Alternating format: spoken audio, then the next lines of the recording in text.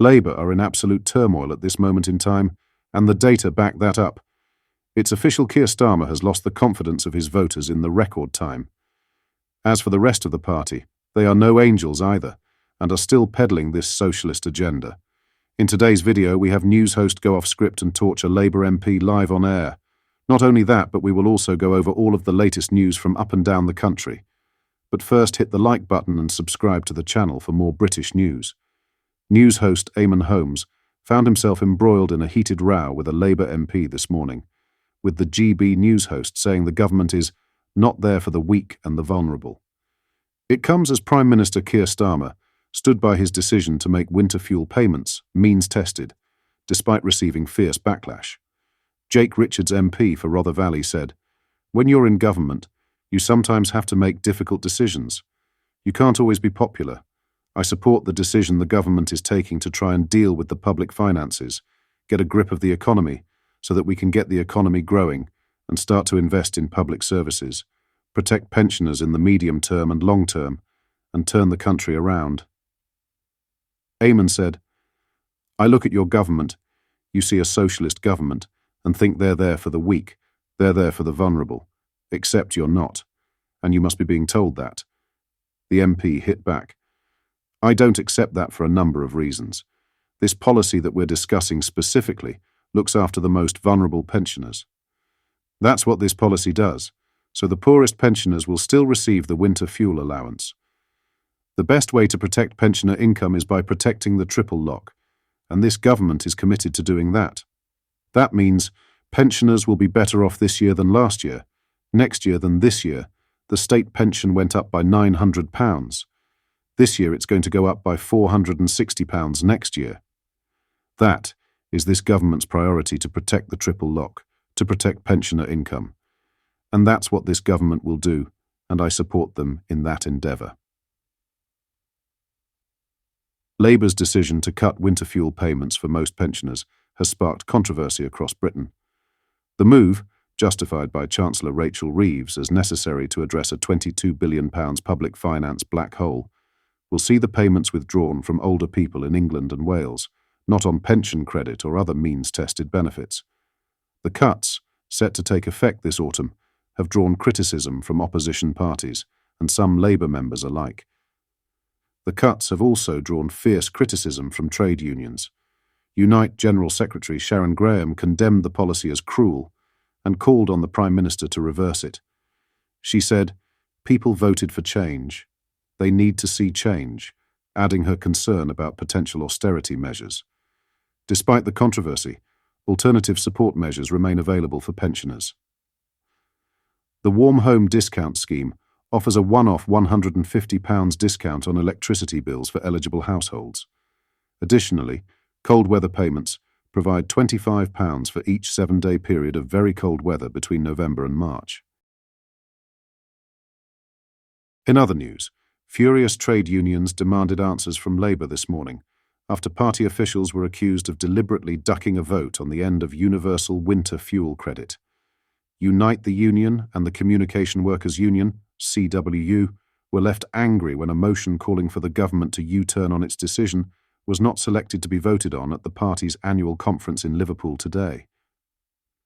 Delegates to the party's annual conference in Liverpool are debating Labour's economic plans on Monday, with Chancellor Rachel Reeves giving a keynote address at midday. However, a motion from Labour's biggest union backer, supported by the CWU, was not selected to be voted on in the conference hall. Andy Green, chairman of Unite the Union, said the decision was an outrage as he accused the Labour leadership of showing disrespect to its members. "This is simply an attempt to take out the debate on the winter fuel allowance," he said, in an address to the party conference on the failure of party officials to pick the motion for debate. "Today is Economy Day at conference, and we have the Chancellor speaking and a conference composited motion on the growth mission which is scheduled for this morning. So it is more a surprise and in fact an outrage to us that the composited motion from Unite and the CWU on an economy for the future is not listed on the agenda for today. It is disrespectful to our members and every single delegate here, and conference itself who voted for the priorities ballot." Labour delegates cheered as Green criticised Labour for dodging the vote. GB News understands the motion will instead be debated on Wednesday, after Sir Keir Starmer has made his speech to Labour members and already left Liverpool. Unite has already unveiled billboards around Liverpool with the slogan, "Defend the winter fuel payment," and plans to stage a demonstration outside the conference centre later today. The union's General Secretary, Sharon Graham, described the policy as cruel and a misstep, while Matt Rack, the head of the Fire Brigades Union, said it was a politically inept decision that would haunt the government for years. Restricting winter fuel payments to only the poorest pensioners has put the government at odds with the unions, as Chancellor Rachel Reeves attempts to fill what she claims is a £22 billion black hole in this year's budget left by the Conservatives. Unite's motion called for a wealth tax on the richest 1% of people and other changes to the tax regime that the government has so far been keen to avoid. The motion said, "Britain cannot wait for growth, nor turn back to failed austerity.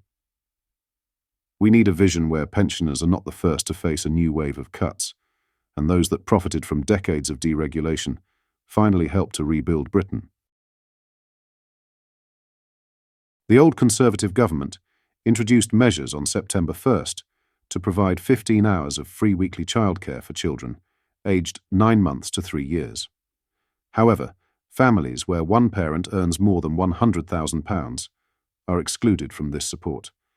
Experts warn that this creates a tax trap for high earners.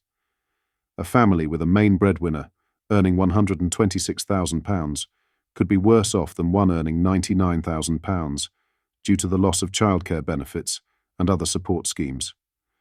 The new system puts high-earning families on a cliff edge, as they also miss out on other benefits, like the £2,000 tax-free childcare scheme.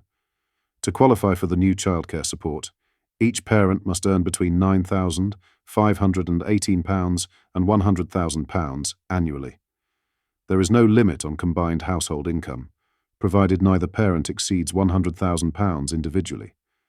The scheme will expand further from September 2025, offering 30 hours of free childcare for all under 5s during term time. What are your thoughts on what we discussed in today's video? Let me know down in the comment section below. I want to say a quick thank you for all the support on this channel.